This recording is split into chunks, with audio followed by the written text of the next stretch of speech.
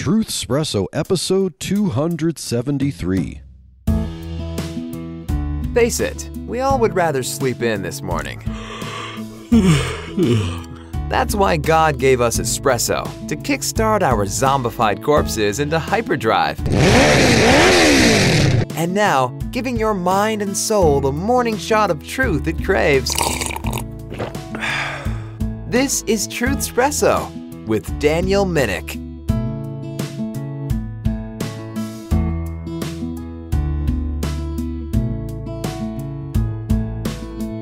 Well, hello there. This is Daniel Minnick, your host once again for another exciting episode of Truth Espresso. And if you listened to the last episode of Truth Espresso, it was a rewind episode because I and my wife and one of our kids had this really nasty flu and bronchitis type of thing. I know that's been going around, and so even though I'm feeling better, I still have this very annoying, lingering bronchial cough that I just know is going to last for a few weeks. It's one of those type of viruses. And so if you don't hear any coughs in this episode, it's probably because I've edited out a bunch of them, just so you don't have to put up with them. So I thought I would do a short episode on a Christmas-related verse of Scripture. And this would be Isaiah 9:6. This is one of those very familiar verses, and if you've listened to Handel's Messiah, you know that this verse is one of those beautifully set to music. A few years ago, I did an in-depth study of this verse in another episode, and so if you want to listen further and dig deep into Isaiah 9:6, this was called The Christmas Promise of Isaiah 9:6. Then I will link to that episode in the show notes so you can listen to it. But I'm going to make this episode shorter and more focused on a particular phrase in Isaiah 9:6. And so let me read Isaiah 9:6 and we will dive into it. Isaiah 9:6 says, "For unto us a child is born, unto us a son is given, and the government shall be upon his shoulder, and his name shall be called Wonderful Counselor, the Mighty God, the Everlasting Father, the Prince of Peace." And I know each of those terms, each of those names, and whether you want to consider wonderful separate from counselor, or if somehow you believe that wonderful counselor or wonderful in counsel, however you want to translate that, is one term, all of these names given to the Son are worth studying. And the episode, The Christmas Promise of Isaiah 9:6, gets into each one of those names. But for this episode, I'm just going to focus on the phrase, the mighty God. This is one of those phrases that triggers a lot of people who would deny that the Christmas child, the son who is given, the child who is born, the one who bears the government upon his shoulders, is indeed the incarnation of God himself, the incarnation of the Son of God. And so the term mighty God is very hotly debated. Is this really saying that the Son, the human Son who is born, is also properly the mighty God, as in he is just as much deity as the God we know, as the Father? So let's look at this phrase. What does the mighty God mean here? Is it different enough in Hebrew? Is it obscure enough so that we could say, well, this isn't really referring to him as actually God? Maybe it's something less than God. Maybe it's something that is treated as strong and attributed this kind of godlike status without being ontologically God. Well, let's see. The names for the Son in Isaiah 9:6, Wonderful Counselor, Mighty God, Everlasting Father, Prince of Peace, in the Hebrew is Pele Yoez El Gibor Abiyad Sar Shalom. That sounds like a mouthful, but it's pretty simple. Hele Yoez, meaning Wonderful Counselor, El Gibor, meaning Mighty God, Abiad, meaning everlasting Father, or also rendered Father of Eternity, and Sar Shalom, Prince of Peace. Now, if you think of like Tsar, like a Russian king, well, Tsar in Hebrew would refer to a prince. And we know Shalom, when Jews say Shalom, they're wishing peace. So the names given to the Son, Peleioes, El Gibor, Abiad Sar Shalom, we're going to look at the mighty God, the Hebrew there, El Gibor. So does the phrase El Gibor necessarily have to mean that this is referring to someone who is God himself, is the one true God himself? Well, technically not. There are those who would make the argument that El Gibor can refer to a mighty hero, a mighty judge, a mighty warrior, and that's true. The words can mean that. The question is that what the writer is conveying? Is there any context? Because context is king, it's important to know if there's any surrounding context that would tell us what this phrase could mean. What does it mean for the Son to be referred to as El Gibor?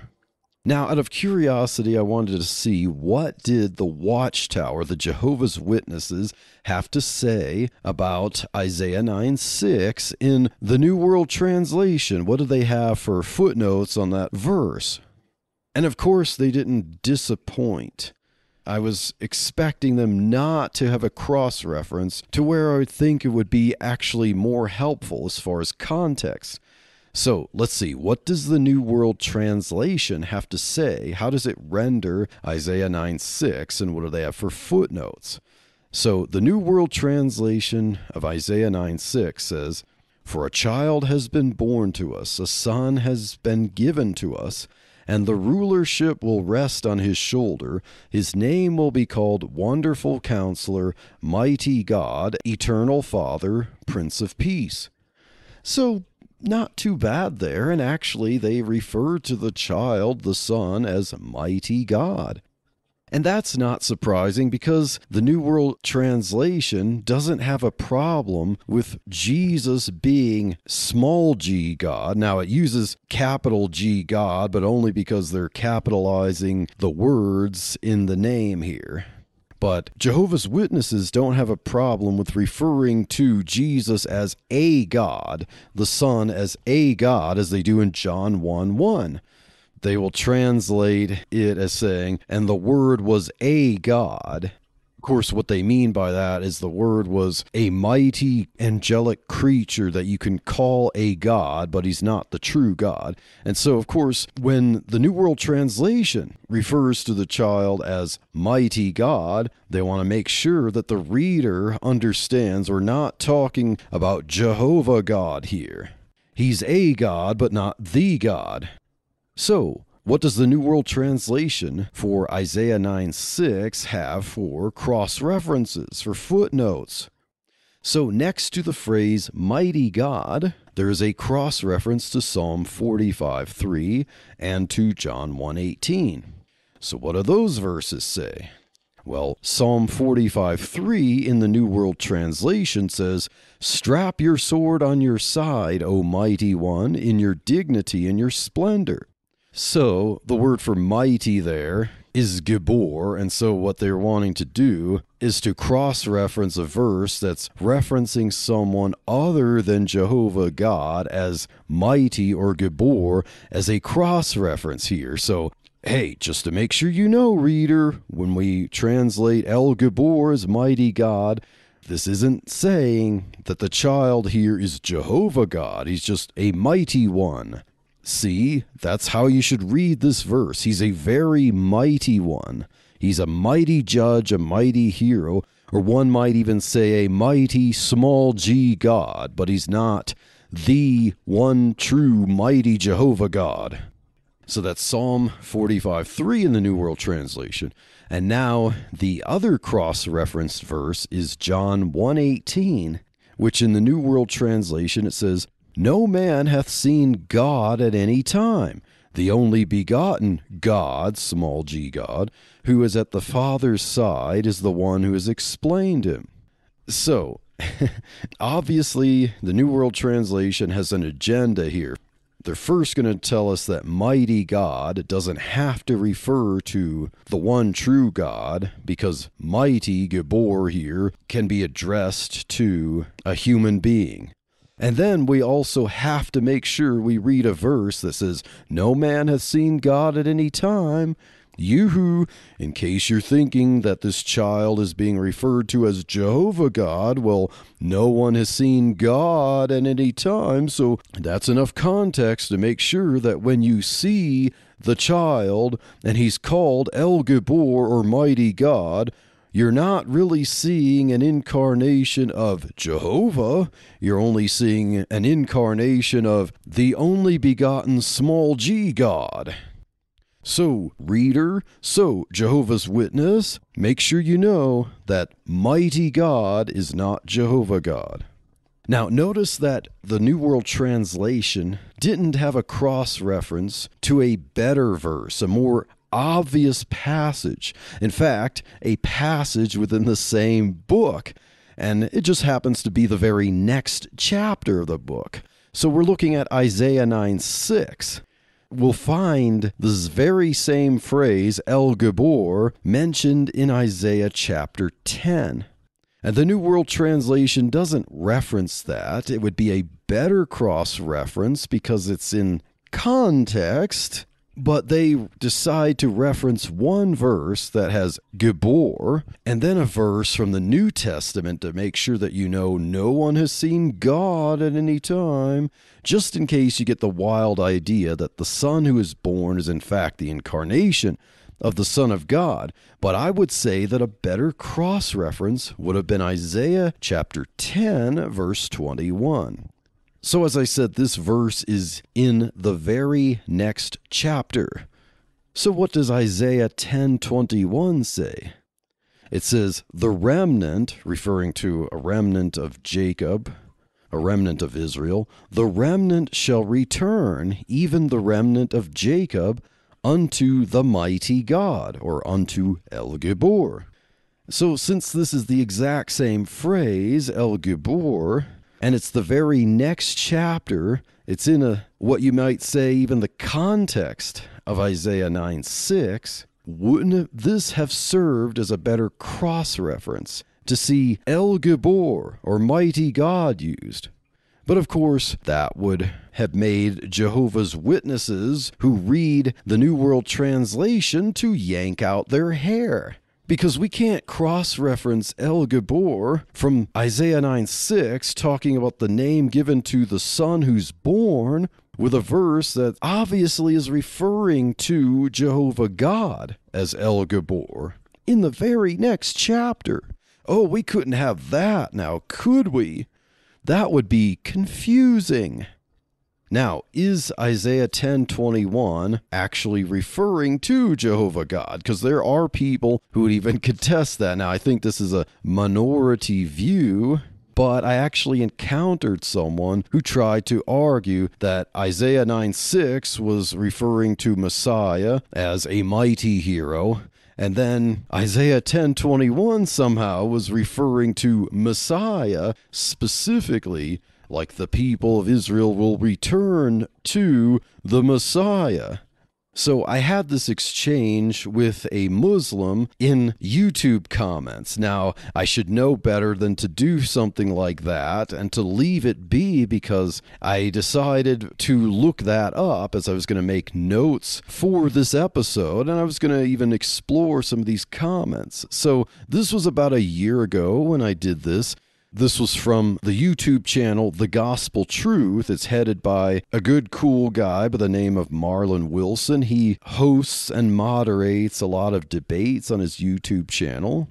It includes some recognizable names in Christian apologetics, as well as people that might challenge the Orthodox side. So sometimes it's Christians debating Christians on some topics, and then other times it's Christians debating atheists. And in this case, there is a debate entitled, "Does the Bible portray Jesus as the Almighty God?" So this is episode 251 of The Gospel Truth. The participants were Jeremiah Short versus a Muslim by the name of Mansour. And I'll provide a link to this debate in the show notes. So I listened to this debate, and I noticed that Mansour himself, after this debate, was arguing with some people in the YouTube comments, and he would keep repeating the same argument about how allegedly the name Yahweh would, the Tetragrammaton would be prescribed to Isaiah himself. And so that was not proof that Isaiah was God, and so therefore you shouldn't try to make certain arguments about names and stuff like that. Now, interestingly, as I went to look at the exchange that I had in the YouTube comments with Mansour here over El Gibor in Isaiah 9:6 and in Isaiah 10:21, I had quite an interesting exchange with him. He tried to argue that he agreed with me that Isaiah 9:6 was about Messiah, but he tried to argue that the El Gibor, the mighty God in Isaiah 10:21, was not in fact referring to God, but to Messiah as the mighty hero. So I wanted to go back and look at this comment exchange, and I could not find that thread of comments. When I was looking through the YouTube comments, I had to cycle through 2 times because I was looking, what am I missing? Why am I not finding these? I saw one time where I replied to one of his comments about the Isaiah thing, but I could not find the thread of comments where we were arguing back and forth on Isaiah 9:6 and 10:21. So all I can conclude is that Mansour deleted those comments. He deleted that thread. I'm not sure why he would have deleted that thread of comments. I mean, I wasn't nasty at all, but I think I took him to task on Isaiah 9:6 and 10:21. And so for whatever reason, he must have deemed those comments not worthy of keeping. And so unfortunately, the world is now deprived of that exchange that I had with Mansour. And, sometimes I think I really ought to remember that if I have a decent conversation with someone on social media, especially YouTube comments, I should screenshot them. I should copy and paste them somewhere, because you never know when someone's going to delete comments on social media. I've had people delete threads on Facebook. When I was really getting in deep with someone, I've never deleted a thread, on social media myself that I recall. If I have, it was maybe someone got super duper nasty, used ad hominems and maybe lots of 4-letter words. I don't recall. I usually don't delete anything like that. I don't have a reason to do that. I want to see people's arguments stand. The good news is Striving for Eternity would love to come to your church to spend 2 days with your folks teaching them biblical hermeneutics. That's right, the art and science of interpreting Scripture. The bad news is somebody attending might be really upset to discover Jeremiah 29:11 should not be their life verse. To learn more, go to strivingforeternity.org to host a Bible interpretation made easy seminar in your area. So, with that being said, the question stands. Is Isaiah 10:21 referring to the one true God? Does its use of El Gibor, the mighty God, refer to God himself, the one true God, Jehovah God, Yahweh God? And if it does, wouldn't that be a strong argument that the child being called, a name being called El Gibor in the previous chapter, contextually speaking, would that be a good argument to say that that means that the Son himself is in fact Jehovah God, the one true God? The Son who's born, the child who is given, is in fact then the incarnation of the one true God. Jehovah's Witnesses don't want to believe that. Muslims obviously don't want to believe that. So let's look at Isaiah 10, and we'll look at verses 20 through 22. So let's see if we could gather from these verses and see who the mighty God, who El Gabor is in that section here. So Isaiah 10, verses 20 through 22 says, "And it shall come to pass in that day that the remnant of Israel and such as are escaped of the house of Jacob shall no more stay upon him that smote them, but shall stay upon Yahweh, the Holy One of Israel, in truth. The remnant shall return, even the remnant of Jacob, unto the mighty God, El Gabor. For though thy people Israel shall be as the sand of the sea, yet a remnant of them shall return. The consumption decreed shall overflow with righteousness." So, if we look at these verses, it seems that you have to conclude that the mighty God, El Gabor, in verse 21, does in fact refer to the one true God, Jehovah God. Because verse 20 says that the remnant of Israel will no longer stay upon the one that smote them, but shall stay upon, and we have the tetragrammaton here, Jehovah, Yahweh, the Holy One of Israel. There's no disputing who that's talking about there when you have the tetragrammaton. The remnant will stay upon. They will stop staying upon the killer, and they will instead stay upon the one true God. And then you have the next verse, which seems to be kind of a poetic restatement. It says, "The remnant shall return, even the remnant of Jacob, unto the mighty God, El Gabor." And then verse 22, we have referring to how a remnant of Israel will be saved. And we know that this verse is quoted in the New Testament because the Apostle Paul quotes it in Romans 9:27. So, the remnant of Israel will stop staying upon those who smote him, but stay upon Yahweh God. The remnant shall return to the mighty God, El Gabor. Now, if the Messiah happens to appear, and the Messiah is not, in fact, Jehovah God, Yahweh God, then how can you really say that the remnant is going to return to the Messiah? If you're denying that the Messiah is the incarnation of the one true God, how can you say that the remnant are returning to Messiah? Did the remnant go into captivity when Messiah was present there, and then the Messiah is waiting for them? And then in that day, the remnant somehow returns to a human Messiah, merely only human? Or would it make more sense that since they departed from the living God, and then, according to prophecy, the remnant returns back to the one true God? Yeah, that would make the most sense.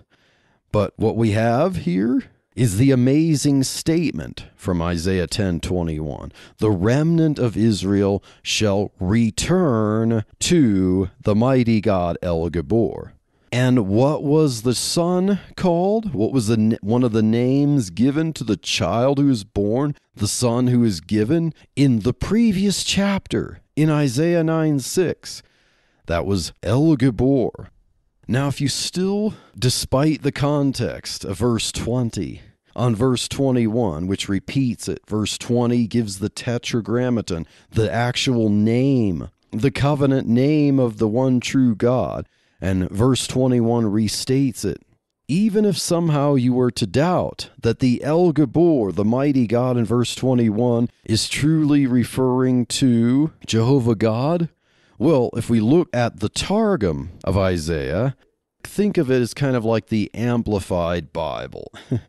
It kind of fleshes out, adds more words kind of as a commentary to all these verses to make sure you understand what things are talking about. The Targum of Isaiah 9:6 affirms that the El Gabor, the mighty God, in Isaiah 10:21 does in fact refer to Yahweh God.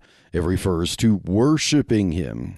So, the Targum of Isaiah 10:21 says, "The remnant which have not sinned and have turned away from sin, the remnant of the house of Jacob, shall return to worship before El Gabor, the mighty God." So it's clear that the Targum for Isaiah 10:21 is saying that the people will stop sinning and they will return and worship El Gabor. They will return to worshiping the true God, the mighty God, El Gabor.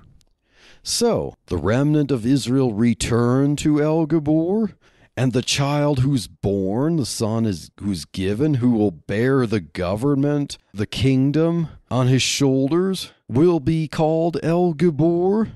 I think that's pretty solid evidence that Jesus, who is this child who is born, the Christmas promise, the promised Messiah, is in fact properly called the mighty God because he is that mighty God, that El Gabor, to which the one true God is named.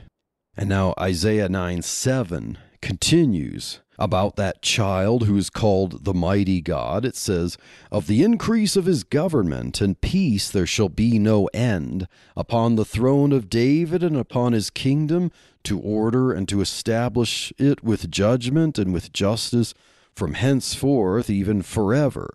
The zeal of Yahweh of hosts will perform this." So I think Isaiah 9:7 obviously refers to the perpetuity of the child, this mighty God who is born. Of the increase of his government and peace there shall be no end. So this one who sits on the throne of David forever, this Messiah, this mighty God, will reign forever. And I think that is a wonderful Christmas promise, that the one who was born to us, the child who was born, the son who is given, will reign forever, and he will be the true God, the mighty God, the same mighty God, unto whom the remnant of Israel shall return and worship in Isaiah 10:21. And so as you celebrate Christmas this year, I hope that Isaiah 9:6 and Isaiah 10:21 may be on your mind so that you contemplate with us here at Truth Espresso just how marvelous and wonderful that child, that son is, to be the incarnation of the one true God, the incarnation of the one we know as the Son of God, who is truly human and truly God, God of very God. It is he that we worship. It is he that we celebrate. It is he who is God in the flesh. And that is why Christmas means what it does to Christians even to this day. And God bless.